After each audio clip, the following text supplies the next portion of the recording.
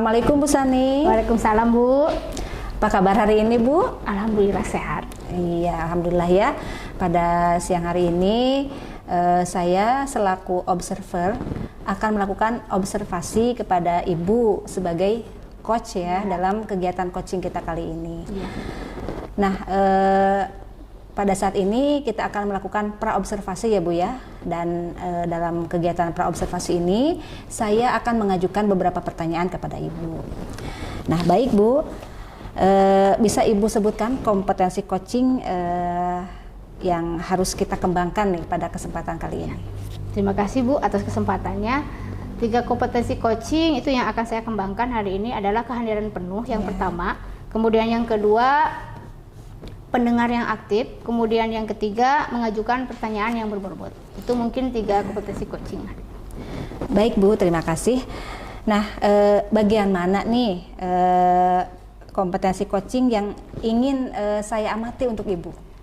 Untuk kompetensi coaching yang ingin minta bantuan Ibu untuk saya untuk diamati yaitu ya tentu saja ketiganya Bu. Yang pertama yaitu kehadiran penuh, kemudian pendengar aktif dan mengajukan pertanyaan berbobot. Jadi ketiga-tiganya gitu Bu. Baik Bu.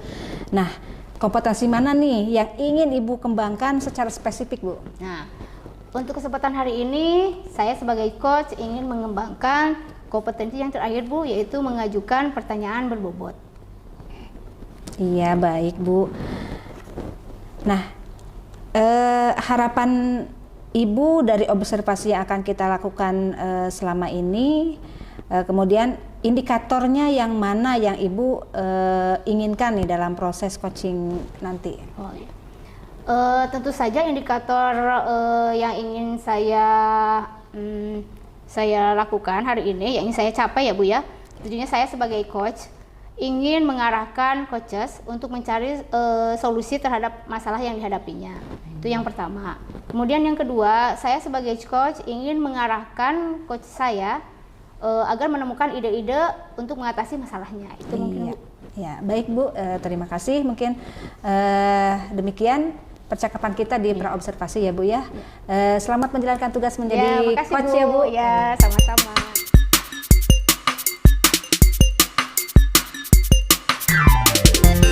Assalamualaikum Pak Dedi.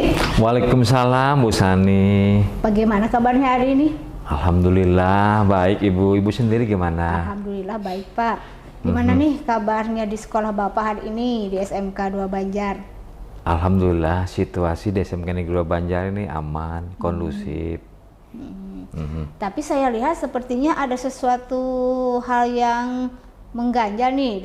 Saya melihat Bapak ada yang sedang dipikirkan kayaknya. Iya. Itu. Memang betul Bu, ini saya ingin sekali ngobrol dengan Ibu. Apakah Ibu ada waktu ini? Silakan Pak, saya kebetulan hari ini waktu saya luang. Iya, terima kasih Ibu. Mohon maaf ini mengganggu waktunya. Saya ingin membicarakan tentang kedisiplinan Bu di sekolah saya di SMK 2 Banjar. Oh iya, kalau boleh saya tahu situasi di sekolah Bapak emang seperti apa ya Pak? Jadi di sekolah kami ini Bu di SMK Negeri 2 Banjar itu kan ada 1.800 siswa. Banyak sekali. Iya, cuman di sini saya memikirkannya yang kelas 12. Kelas 12 itu kurang lebih ada 600. Nah, sekitar 10%-nya atau 60 orangan lah. Itu masih belum disiplin Bu, seperti itu sih yang sedang saya pikirkan ini. Padahal kelas 12 ini tahun depan itu harus sudah siap bekerja. Seperti itu Bu. Gitu Jadi ya, ada Pak? 60 orang. Jadi ada sekitar 60 orang dari kelas 12 yang sering melanggar peraturan gitu ya Pak? Iya betul Ibu, Iya. jadi masih ada anak yang memang belum siap gitu Bu, datang kesiangan, waktunya belajar masih ada di kantin, kadang loncat benteng gitu Bu, ya seperti itu Anak Bu. SMK seperti itu ya Pak ya? Iya betul. Jadi apa nih yang sebenarnya ingin Bapak dapatkan dari percakapan kita sekarang nih? Iya, jadi saya berharap dari percakapan saya dengan Ibu itu saya punya solusi nih Bu, bagaimana sih caranya mendisiplinkan siswa yang 60 orang tersebut secara khususnya, tapi secara umumnya sih saya pinginnya yang 1.800 atau minimalnya kelas 12 lah yang 600 orang supaya dia siap untuk masuk ke industrinya Bu tahun depan di 2024 seperti itu Bu. Iya. Jadi Bapak ingin ada solusi tentang bagaimana mendisiplinkan anak agar siap memasuki dunia kerja ya Pak? Betul. Karena ini kan kelas 12 ya Pak? Iya kelas 12, betul Bu seperti itu. Iya. Nah tadi berkaitan dengan kedisiplinan ya Pak. dan kesiapan siswa untuk masuk dunia kerja. Menurut Bapak, siswa seperti apa yang dibutuhkan oleh dunia industri gitu? Iya, jadi secara garis besarnya sih seperti ini Bu, yang dibutuhkan oleh dunia kerja adalah siswa yang betul-betul disiplin, kemudian berkarakter baik, kemudian juga memiliki fisik yang kuat Bu, karena memang di perusahaan itu kalau misalnya 3 shift ada yang sampai 8 jam berdiri. Kalau misalnya kayak di hotel 12 shift itu cuma di 12 jam yang shift itu Bu. Jadi intinya sih saya mengharapkan anak SMK Negeri 2 Banjar itu yang disiplin, berkarakter baik, kemudian punya fisik yang kuat, seperti itu Ibu. Oh, jadi begitu ya Pak. Jadi intinya disiplin itu sangat penting sekali ya Pak, kita tanamkan sejak dini. Karena memang tuntutan perusahaan besar lah emang lebih berat lagi nanti ke depannya ya Pak. Iya, betul sekali Bu, seperti itu. Kalau misalkan kedisiplinan anak yang tadi Bapak sebutkan 60 orang itu ya, itu diberi nilai sampai 10. Kira-kira kondisi saat ini ada di posisi nilai berapa ya Pak? Ini kayak masih di sekitar 6 Bu. Jadi masih jauh sih dari jauh standar ya. yang nilainya 10 itu Bu. Jadi saya pinginnya sih ke 10. Jadi sekarang posisinya itu sekitar 6 lah. Sekitar nilai 6. Gitu ya Pak. Nah, menurut Bapak nih, kira-kira apa sih yang menyebabkan anak-anak tersebut sering melanggar aturan sekolah dan kurang disiplin gitu? Ya, yang pertama kalau saya lihat ini Bu, berdasarkan pengamatan saya yang 60 orang tersebut di kelas 12 itu yang pertama di jurusan-jurusan teknik Bu. Kita kan di sini ada 6 jurusan ya Bu ya. Tapi yang tekniknya di sini ada desain pemodel informasi bangunan atau arsitektur, kemudian teknik elektronika industri dan teknik otomotif Bu. Nah, dominannya laki-laki. Nah, gitu. Jadi mungkin secara psikologinya lah gitu kan, jadi dominan laki-laki jadi lebih aktif gitu kan, kemudian dia lebih berani gitu kan. Kalau sendiri dia tidak berani loncat benteng, tapi kalau dia bergerombol dia berani gitu, seperti itu. Jadi itu yang pertama penyebabnya karena dominan laki-laki. Kemudian yang kedua juga itu belum sadar, anak-anak itu kelas 12 itu sebetulnya karena harus, jadi kesadaran dari diri ini belum ada Bu, gitu. Itu yang kedua. Kemudian yang ketiganya itu merasa anak yang paling besar gitu. Jadi kelas 12 itu kan tingkatan paling tinggi. Nah, jadi anak-anak merasa ini, saya ini kelas 12 ya. Kemudian yang keempatnya adalah faktor orang tua Bu, orang tua yang masih kurang peduli. Contohnya waktunya waktunya KBM mana ke kantin, otomatis kan berarti faktor orang tua, di rumahnya tidak dikasih sarapan dulu gitu. Kemudian yang terakhir, yang kelima adalah faktor pergaulan dan lingkungan Bu, gitu, seperti itu. Oh, jadi begitu ya Pak, ternyata banyak juga ya penyebab anak-anak menjadi kurang disiplin di sekolah Bapak gitu ya. Lumayan kompleks juga gitu. Iya, betul. Jadi sangat banyak, sebetulnya sangat kompleks Bu permasalahan terkait disiplin tadi di sekolah kami Bu ya. Nah, selanjutnya nih Pak, pernah nggak tidak Bapak melakukan upaya untuk mendisiplinkan siswa kelas 12 tersebutnya, khususnya nih yang 60 orang yang tadi Bapak sebutkan? Langkah yang sudah saya lakukan di sini adalah koordinasi dengan wali kelasnya Bu. Saya dapat data dulu anak-anaknya 60 orang, kemudian saya sampaikan kepada wali kelas dan guru BK. Jadi saya langkah yang pertama ini baru sebatas koordinasi, ada menyampaikan bahwa ini ada 60 anak selama Juli, kan masuk itu tanggal 17 Juli ya Bu ya. Sekarang sudah ke akhir Agustus, jadi kurang lebih sekitar sudah 6 kali pertemuan. Nah, itu saya sampaikan data-datanya kepada wali kelas dan guru BK-nya Bu. Sementara kan guru BK-nya kalau di SMK 2 Banjar guru BK satu jurusan gitu Bu. Jadi saya baru sampai ke tahap koordinasi, menyampaikan data kepada guru BK dan guru kelasnya Bu. Seperti itu Bu. Ya, bagus sekali itu Pak rencananya. Berarti Bapak sudah berupaya melakukan usaha untuk mendisiplinkan anak-anak secara umum, dan Bapak juga udah mulai berkoordinasi dengan wali kelas, tentunya dengan guru BP dan BK ya. Nah, selanjutnya nih rencana apa yang akan Bapak laksanakan untuk meningkatkan kedisiplinan siswa lagi gitu? Iya. Selain yang tadi saya sampaikan, saya juga Bu akan langsung melakukan pembinaan Bu. Jadi saya akan koordinasi sudah tadi ya Bu ya dengan wali kelas dan guru BK. Kemudian yang kedua saya juga akan memanggil orang tuanya Bu. Saya akan panggil 60 orang tua sekolah.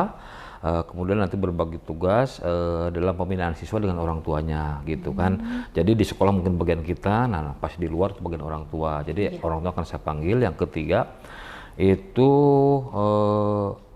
Saya akan mendatangkan rekan-rekan dari industri, Bu. Jadi teman-teman yang sudah kerja, teman-teman saya gitu kan, bisa datang ke sini untuk menjadi guru tamu, menyampaikan kepada anak tuntutan industri itu seperti ini. Harus rambutnya pendek, pakaian rapi, datang tepat waktu dan seterusnya, pulang tepat waktu. Kemudian yang berikutnya juga saya akan mendatangkan alumni, Bu. Jadi alumni yang sudah bekerja, dia akan memberikan testimoni bagaimana dia mulai tes, kemudian bagaimana pas sudah bekerjanya. Nah, kemudian bentuk teguran-teguran dan lain-lain yang justru lebih ketat, Bu, dibandingkan dengan aturan-aturan sekolah. Jadi seperti itu, Bu, langkah-langkahnya. Ya, bagus sekali, Pak. Nah, menurut Bapak nih, ukuran keberhasilan terhadap upaya yang sudah Bapak lakukan seperti itu gimana, Pak? Ukuran keberhasilan? Ya, ukuran keberhasilan program yang saya sampaikan tadi itu adalah saya mengharapkan siswa kelas 12 SMK Negeri Banjar akan tamat tahun depan 2024 itu bisa diserap oleh perusahaan, oleh dunia usaha, dunia industri ya 100%, Bu. Itu sebagai ukuran keberhasilan bagi kita di SMK. Bukan banyak melanjutkan, tapi adalah banyak yang diterima di perusahaan, Bu. Seperti itu. Jadi harapan saya itu 100% bisa diterima di perusahaan. Jadi bekerja ya, Pak, bekerja, ya? Iya, Bu. Targetnya iya seperti itu. Nah, bagaimana caranya agar Bapak memastikan bahwa hal itu akan berjalan dengan baik sesuai rencana yang Bapak susun tadi? Ya, jadi saya kan sudah menugaskan kepada wali kelas, kemudian guru BK, jadi ada grup, Bu, ada grup wali kelas, dia akan memantau, terutama yang 60 orang tadi, itu akan dibuat khusus itu mah. Jadi sama-sama memantau, kita akan pantau setiap hari dengan orang tua, mulai ada grup-grup WA-nya. Jadi seperti itu, Bu. Apa nih komitmen Bapak untuk bisa mendisiplinkan siswa-siswa Bapak?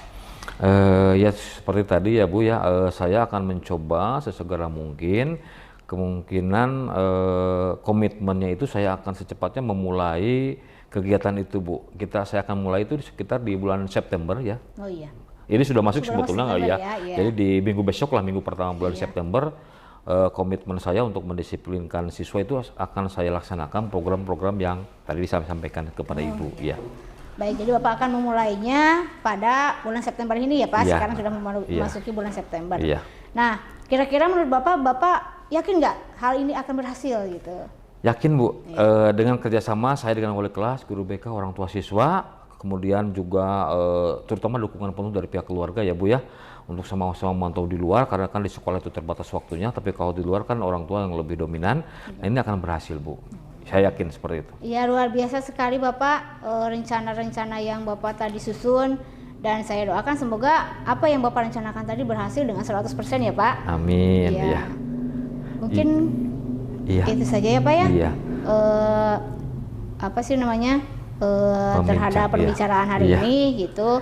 Semoga rencana Bapak bisa terlaksana dengan berhasil dengan baik terhadap anak-anak, khususnya anak-anak kelas 12. Ya, terima kasih, Bu.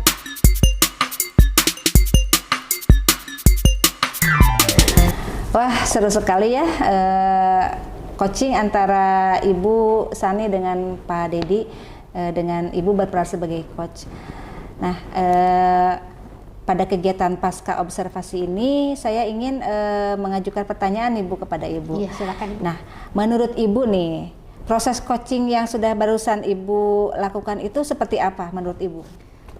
Terima kasih Bu Nur atas kesempatannya. Menurut saya proses coaching yang sudah saya tadi lakukan sebagai coach ya, tadi saya sudah menyampaikan proses coaching sesuai dengan alur tirta, dan alhamdulillah menurut saya sudah berjalan dengan lancar.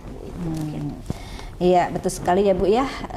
Saya juga tadi melihat bahwa proses coaching Ibu itu sangat mengalir gitu ya, Bu, ya. Sangat enak didengar dan betul-betul menemukan solusi gitu ya. Jadi ketika tadi Ibu ingin sekali menggali coaching dengan strateginya, dengan solusinya, dan itu sudah muncul ya di coaching yang sudah Ibu lakukan. Saya juga sudah mencatat beberapa hal ya, Bu, ya. Ya, Bu, silakan. Bahwa karena di awal tadi Ibu sudah menyampaikan bahwa Ibu ingin sekali meningkatkan kemampuan Ibu dalam memberikan pertanyaan berbobot. Dan hal itu sudah Ibu lakukan dengan baik, terbukti dengan pertanyaan-pertanyaan yang sudah Ibu lakukan barusan. Nah, saya mencatat di sini mulai dari alur tirtanya, pertanyaan dari alur tirta, dari tujuannya Ibu sudah nampak, identifikasinya Ibu sudah nampak, kemudian rencana juga tanggung jawabnya di situ, pertanyaannya sangat luar biasa dan sudah menunjukkan bahwa pertanyaan yang Ibu ucapkan itu adalah pertanyaan yang berbobot.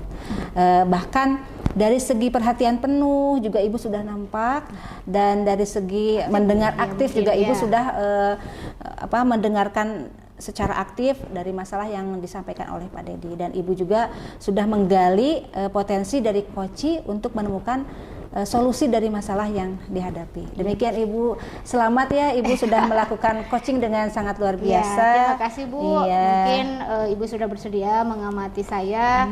Tadi setelah saya melakukan coaching dan saya berperan sebagai coach, terima kasih atas masukannya dan ide-ide yang sudah Ibu sampaikan. Ya, sama-sama Bu. Ya.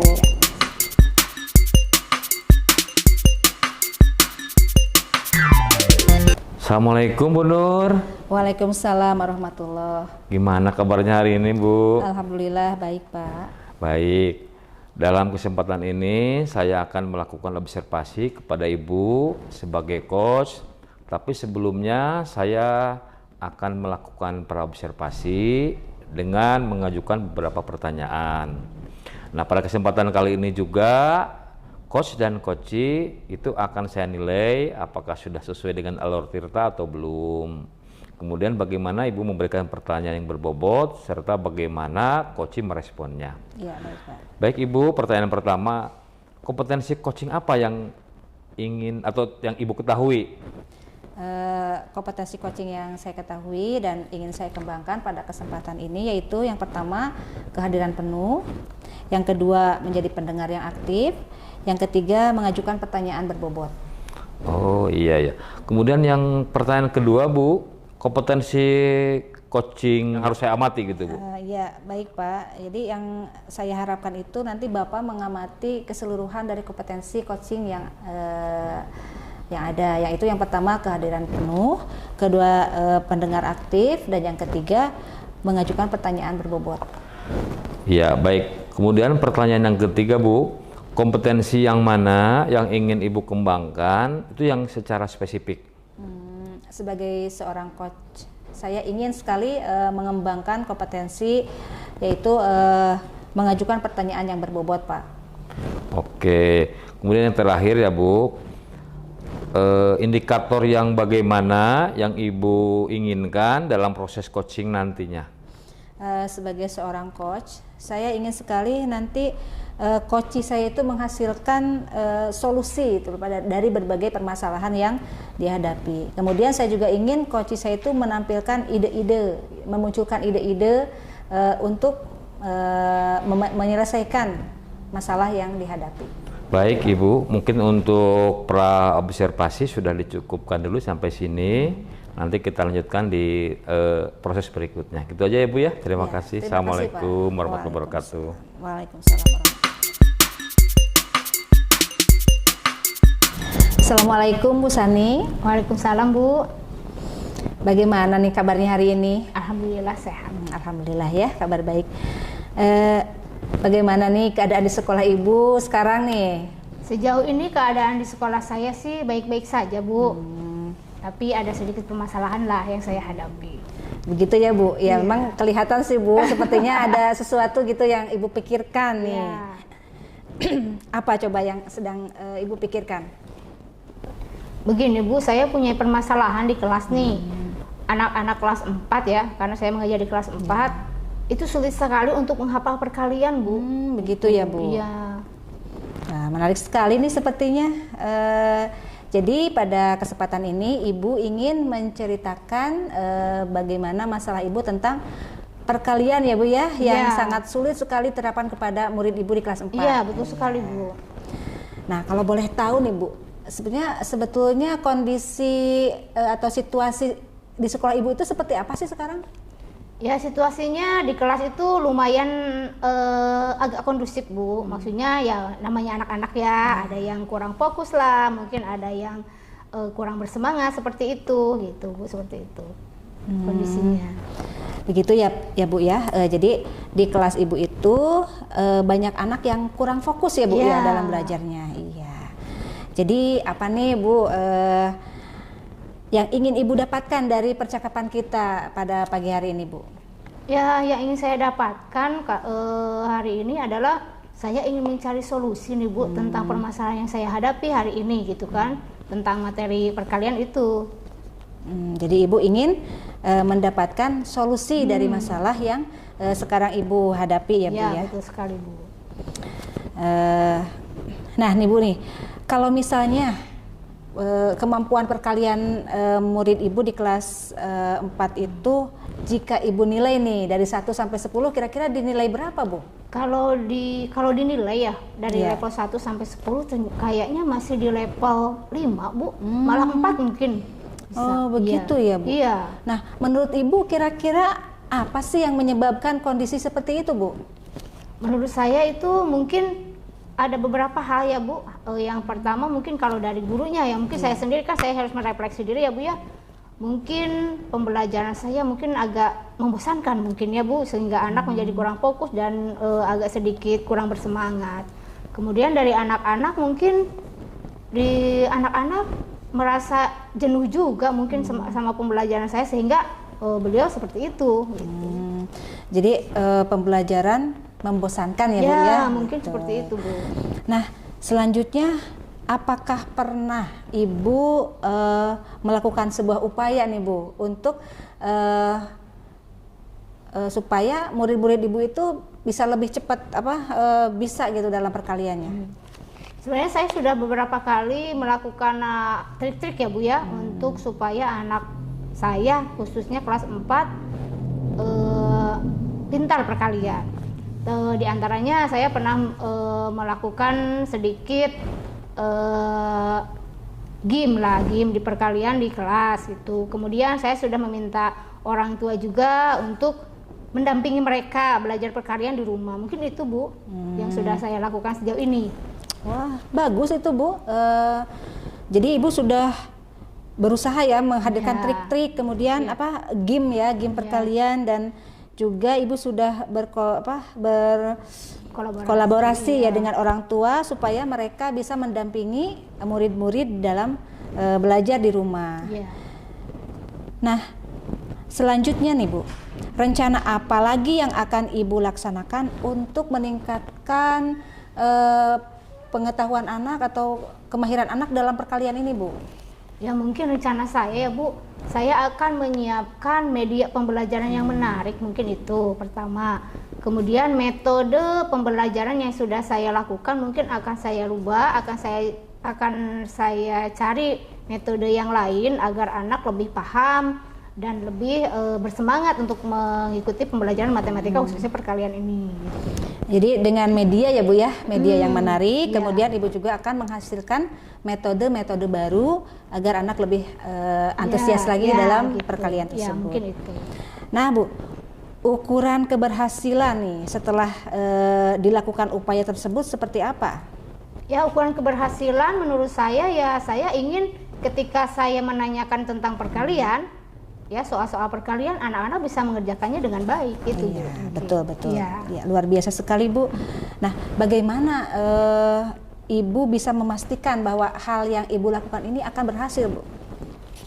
Kalau menurut saya hal-hal yang akan saya lakukan agar rencana saya berhasil ya Bu ya, ya tentunya saya akan mempersiapkan segala macamnya dengan baik.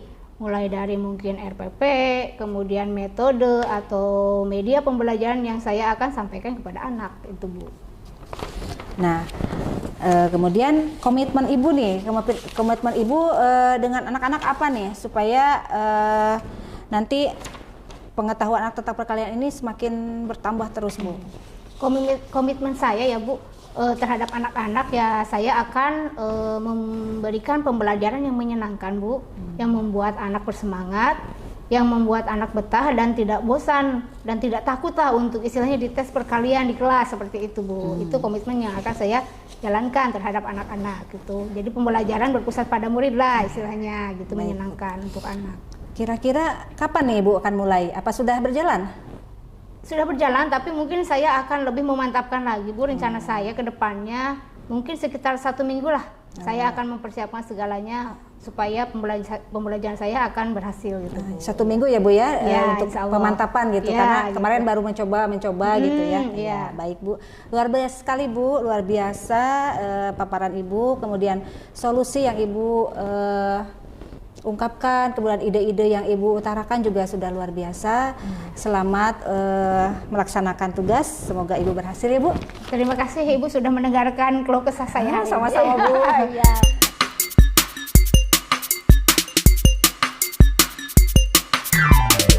Alhamdulillah, Bu Nur, observasi pelaksanaan coaching telah selesai dilaksanakan. Menurut Ibu ini bagaimana proses coaching tadi? Ya, proses coaching tadi saya rasakan sudah sesuai ya Pak ya dengan alur Tirta. Jadi saya sudah menggali dari coaching sebanyak-banyaknya dengan sesuai alur Tirta tersebut. Nah, kemudian saya juga sudah berusaha untuk menggali potensi dari Koci untuk menemukan solusi dan berbagai ide untuk memecahkan masalahnya. Demikian Pak. Iya. Betul Ibu, saya juga tadi mencatat ya Bu ya beberapa hal bahwa Ibu telah melakukan proses coaching sesuai dengan alur Tirta, mulai dari tujuan, kemudian identifikasi, kemudian refleksi dan tanggung jawab. Kemudian Ibu juga ini sudah mampu menyampaikan pertanyaan berbobot ya Bu ya. Kemudian juga Ibu mampu menggali potensi coaching untuk menemukan solusi dari masalah yang dihadapinya. Iya. Seperti itu Bu, mungkin untuk kegiatan pasca observasi kita kali ini, dan alhamdulillah semuanya kita bisa berjalan lancar. Itu aja Ibu, mungkin dari saya ada bertambahkan? Iya. Ya baik Pak, saya ucapkan terima kasih kepada Bapak karena sudah menilai saya bersama Koci dalam proses coaching ini. Mudah-mudahan apa yang menjadi harapan kita bisa terwujud ya Pak ya, dan bisa menampilkan solusi-solusi dan bisa dilaksanakan dengan sebaik-baiknya. Iya, sama-sama Ibu. Terima kasih. Assalamualaikum warahmatullahi wabarakatuh. Waalaikumsalam.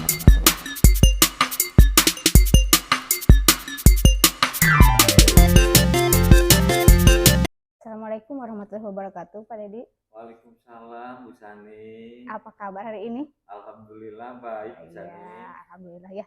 Kita semuanya dalam keadaan sehat. Baiklah Bapak, mungkin hari ini Bapak akan melakukan coaching. Nah, sebelum melakukan coaching, saya akan melaksanakan praobservasi dulu terhadap Bapak dan akan memberikan beberapa pertanyaan terkait persiapan coaching Bapak. Mungkin untuk yang pertama ya Pak, kira-kira kompetensi coaching itu apa saja ya Pak? Kompetensi coaching itu ada 3 ya Bu. Yang pertama adalah present atau kehadiran penuh, kemudian yang kedua adalah mendengarkan aktif, dan yang ketiga memberikan pertanyaan yang berbobot. Oh iya, ada 3 ya Pak. Iya. Nah, bagian mana yang kira-kira akan saya amati pada hari ini dalam pelaksanaan coaching Bapak? Saya pinginnya semuanya Bu, ketiga-tiganya, yaitu present, mendengarkan aktif, dan memberikan pertanyaan yang berbobot. Oh iya, baiklah. Nah, menurut Bapak di sini kompetensi mana yang akan Bapak kembangkan secara spesifik dari ketiga kompetensi tersebut? Secara spesifik saya akan meminta kepada Ibu untuk melihat di pertanyaan berbobot. Oh, iya. Jadi poin yang ketiga ya Pak, memberikan pertanyaan yang berbobot. Betul, Bu. Nah, kira-kira indikator apa yang nantinya menentukan keberhasilan dalam proses coaching Bapak? Indikator ataupun harapan yang saya harapkan dari hasil nanti coaching yang nanti diobservasi oleh Ibu adalah saya ingin menemukan hal-hal yang memang yang sudah baik di diri saya, kemudian juga hal-hal yang masih harus saya perbaiki, seperti itu Ibu. Oh iya, baik Bapak. Mungkin itu pertanyaan dari praobservasi sebelum Bapak melakukan coaching ya Pak. Nah, mungkin sekarang silakan Bapak mempersiapkan diri untuk pelaksanaan coaching selanjutnya. Baik Ibu, terima kasih. Ya, sama-sama Pak.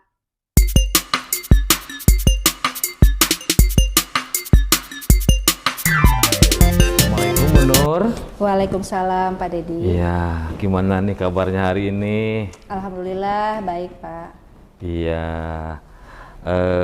kira-kira ini ada sesuatu nih Bu ya yang sedang Ibu pikirkan. Ada masalah apa kira-kira Bu ini sekolah Ibu ini sekarang ini? Iya betul sekali Pak.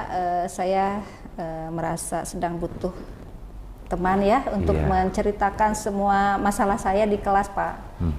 Kalau Bapak ada waktu, saya ingin sekali gitu ngobrol sama Bapak. Iya ya, siap Ibu, siap. Saya punya waktu, silakan. Barangkali ini topik pembicaraan kita masalah apa ini kira-kira Bu ini?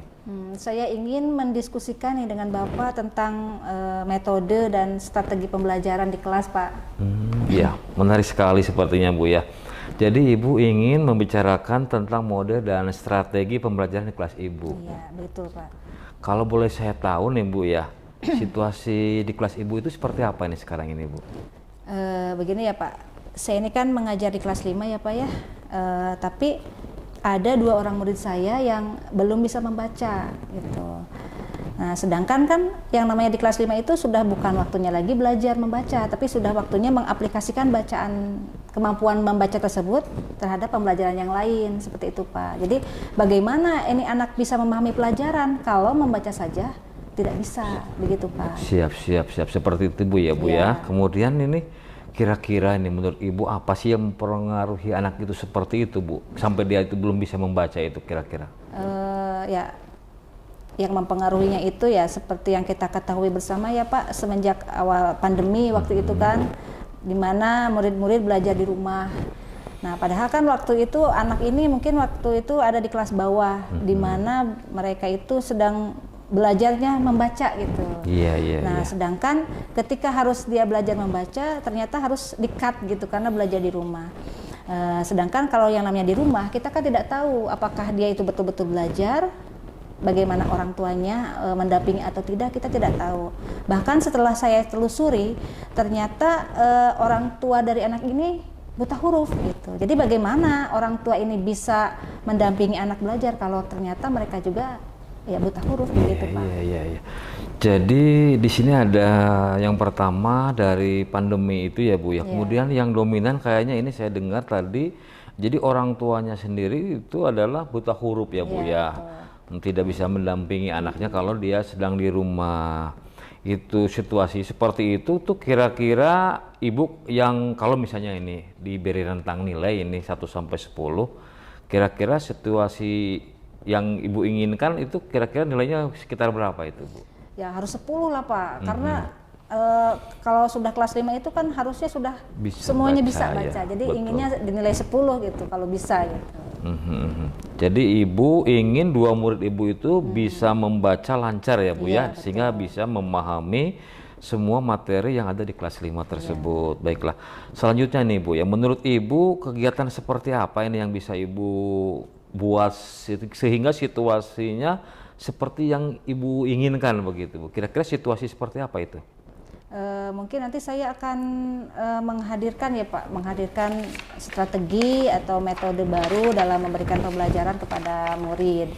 Tapi mungkin dalam pemberian metode ini akan saya laksanakan di luar jam pelajaran atau di luar sekolah gitu, karena tidak mungkin ketika saya di kelas saya sambil mengajar kepada yang lain sambil memberikan pelajaran membaca juga, karena yang namanya kelas 5 kan harusnya sudah ke level yang lebih tinggi daripada membaca. Iya.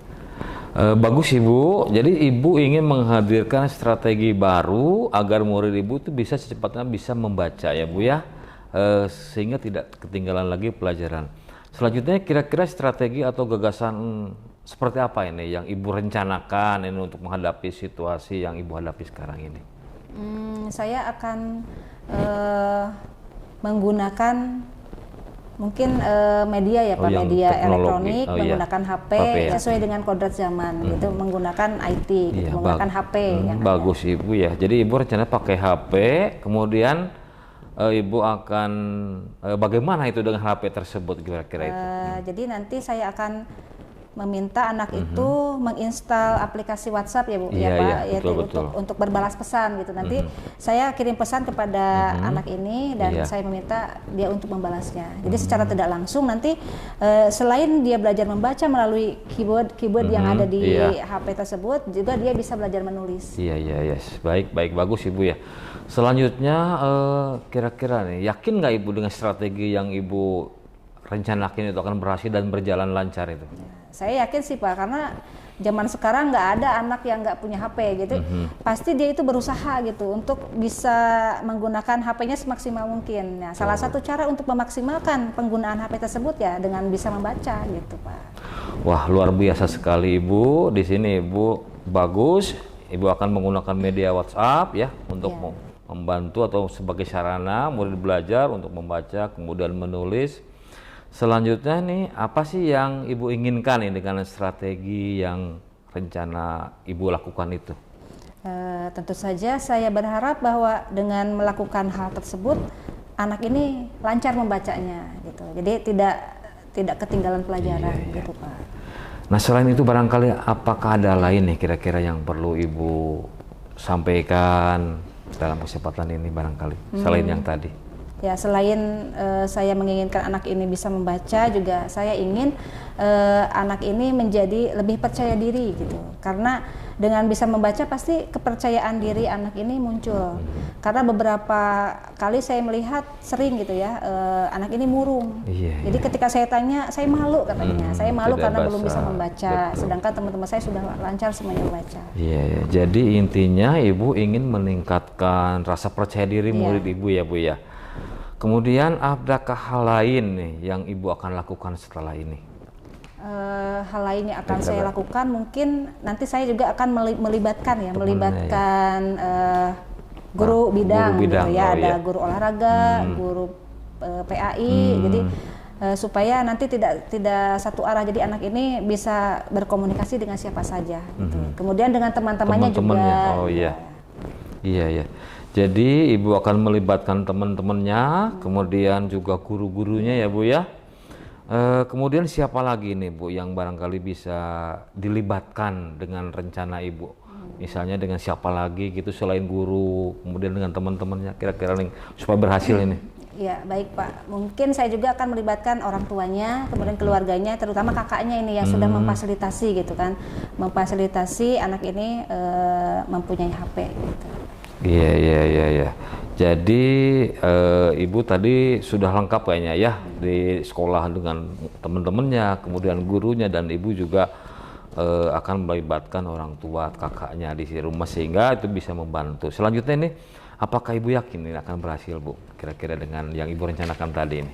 Ya, mudah-mudahan berhasil Pak. Dan saya optimis karena hal ini mungkin dengan menggunakan HP ini anak tidak merasa belajar gitu, tapi karena hal ini pasti menyenangkan untuk anak ini. Iya, luar biasa sekali Ibu. Semoga Ibu yang tadi disampaikan kepada saya bisa berhasil. Gitu aja mungkin Ibu ya. Barangkali saya doakanlah mudah-mudahan rencana Ibu berhasil. Amin. Iya.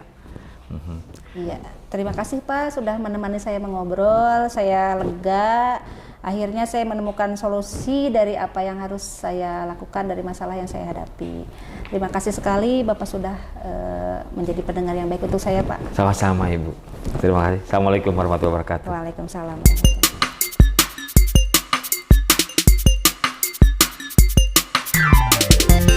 Alhamdulillah ya Pak, pelaksanaan coaching hari ini sudah selesai dilaksanakan dan saya akan mengajukan beberapa pertanyaan nih kepada Bapak. Menurut Bapak nih, bagaimana proses coaching yang sudah tadi Bapak lakukan hari ini? Ya, terima kasih Bu Sani. Alhamdulillah Bu, proses coaching yang tadi dilaksanakan itu telah berjalan sesuai dengan alur cerita. Yang pertama itu sudah saya sampaikan tujuannya, kemudian identifikasi, kemudian refleksi, dan yang keempat tanggung jawab. Iya Pak. Ya betul sekali Pak, tadi saya sudah, tapi saya tadi mencatat beberapa hal setelah saya mengamati proses coaching yang tadi Bapak lakukan. Tadi alhamdulillah saya lihat alur ceritanya sudah terlihat, mulai dari tujuan, kemudian identifikasi, kemudian refleksi dan tanggung jawabnya juga sudah terlihat dengan jelas dan dengan baik. Kemudian tadi juga Bapak ingin mengidentifikasi tentang memberikan pertanyaan yang berbobot.